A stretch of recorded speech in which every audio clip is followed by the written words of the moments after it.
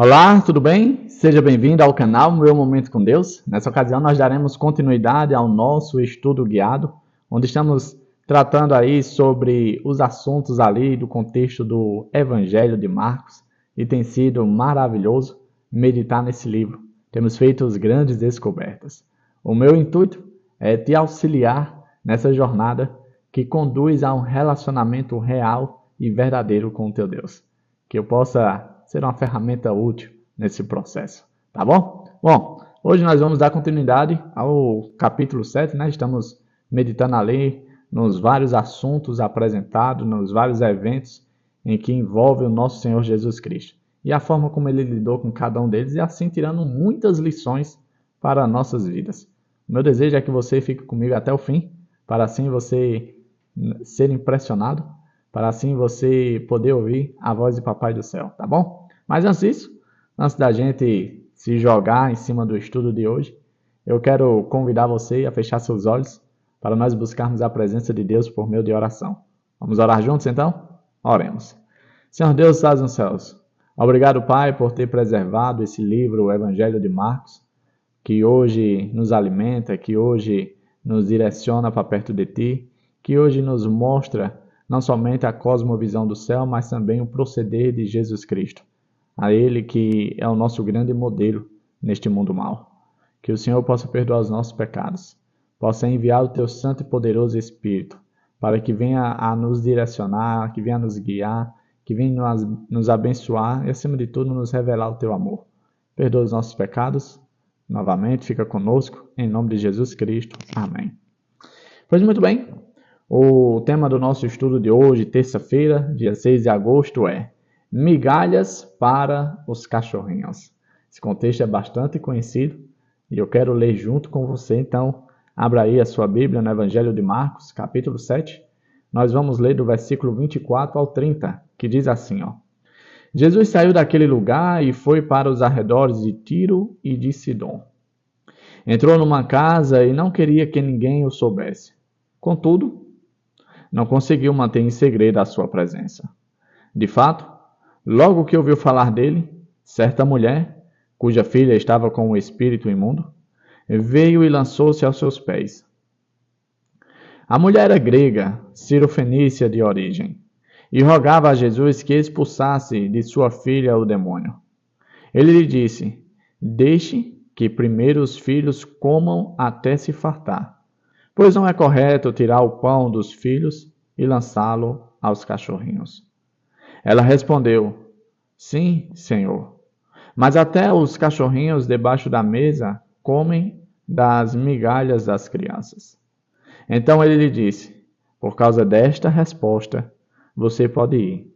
O demônio já saiu da sua filha. Ela foi para casa e encontrou sua filha deitada na cama, e o demônio já a deixara. Olha que texto interessante, tem muita coisa aqui para a gente tirar. O primeiro ponto que eu destaquei diz assim, ó. Assim como a passagem desafiadora que estudamos na lição de ontem, se você não estava aqui junto comigo, o vídeo está aí, guardadinho, disponível para você estudar. Falamos sobre um assunto bastante, vamos dizer assim, desafiador, capcioso, né, como diz a história, mas tiramos de letra mediante a provisão do Espírito Santo. E hoje nós damos continuidade ao estudo, né, falando sobre esse evento aí onde Jesus chamou possivelmente essa mulher de cachorrinho. Nós precisamos entender, será que Jesus foi grosso? Será que Jesus foi deselegante, foi insensível com a dor dela? Vamos entender. E continua dizendo assim, a história desse texto também levanta questões interessantes. Por que Jesus respondeu de maneira tão dura àquela mulher, chamando-a indiretamente de cachorrinha? Jesus não explicou, mas dois elementos de sua resposta mostram o que ele ensinou. E aqui nós vamos meditar um pouquinho quais foram esses dois elementos na sua resposta.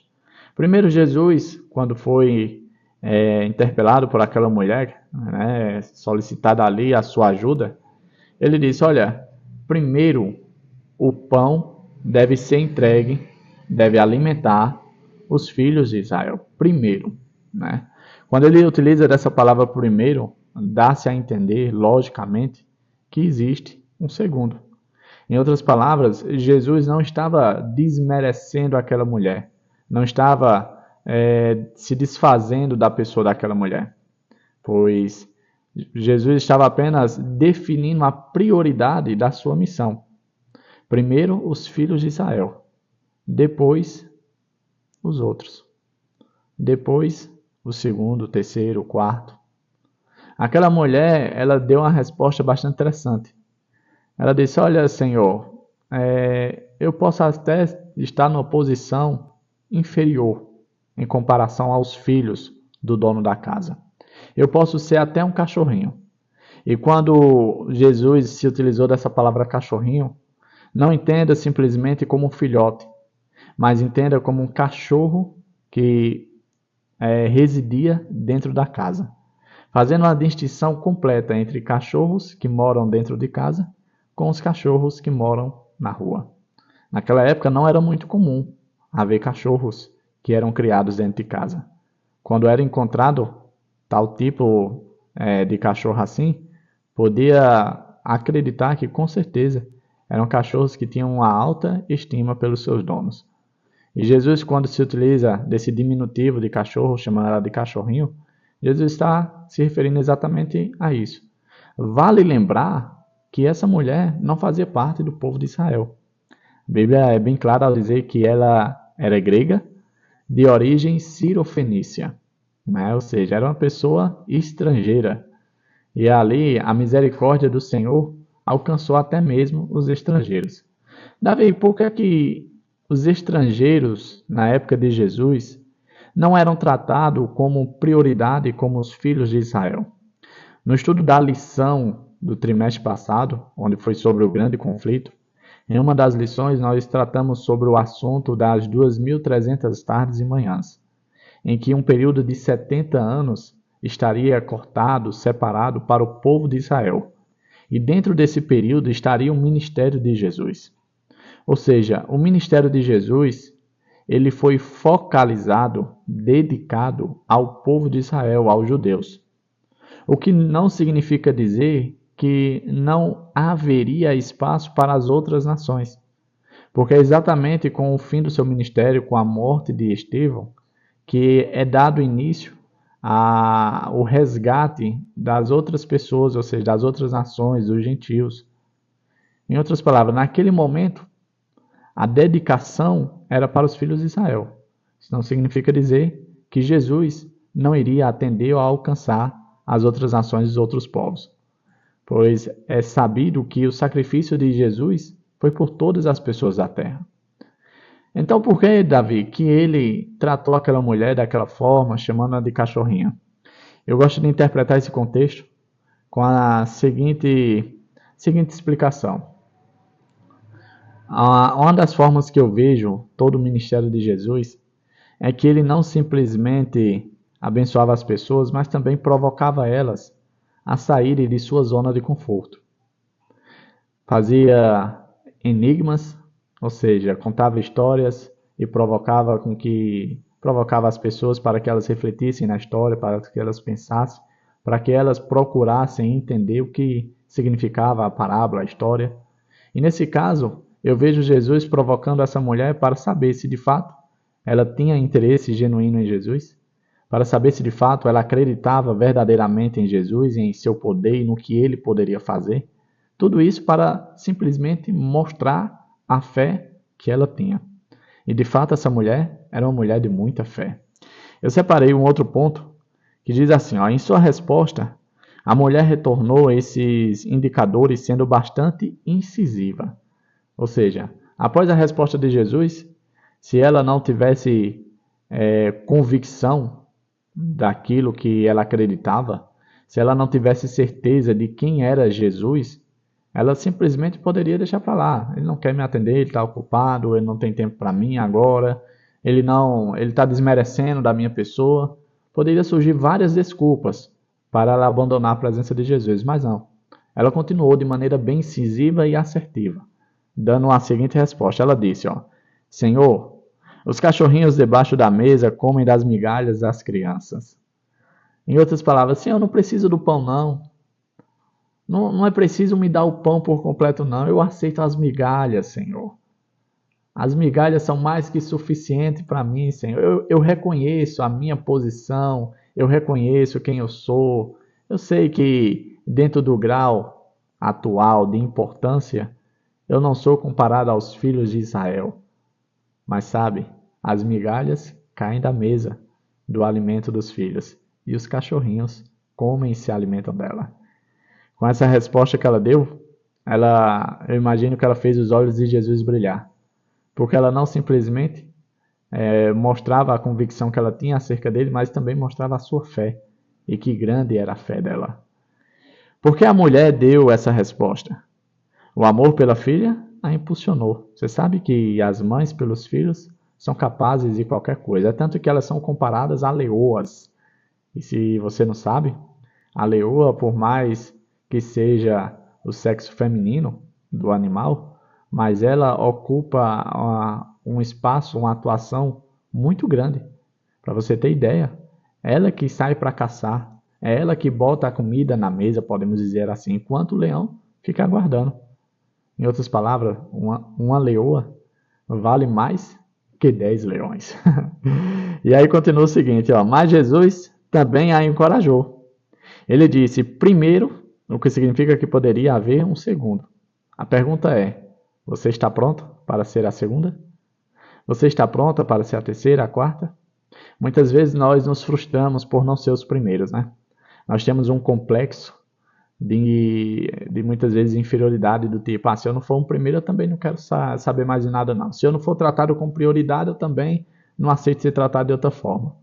Aquela mulher, ela entendeu que na atual situação dela, ela não tinha muitas escolhas, não tinha muitos meios, soluções para a situação dela. Eu imagino que a situação da filha dela era tão delicada que com certeza ela já tinha procurado várias e várias soluções, mas nenhuma delas tinha surtido efeito. O que custava ser a segunda opção? O que custava ser a terceira opção? O que custava ser um cachorrinho? Se o problema da filha dela fosse solucionado. Isso mostrava que aquela mulher não tinha orgulho nenhum. Demonstrava tamanha humildade, o que muitas vezes falta em nós. A humildade de aceitar a vontade de Deus. Será que nós temos essa humildade? Podemos aprender com essa mulher. Um outro ponto que eu destaquei aqui fala o seguinte, ó. A resposta da mulher revela a sua fé. Chamar de migalha o poderoso milagre de curar sua filha à distância indicava que o poder de Jesus era especialmente grande. Se aquele milagre era uma migalha, o que seria o pão inteiro?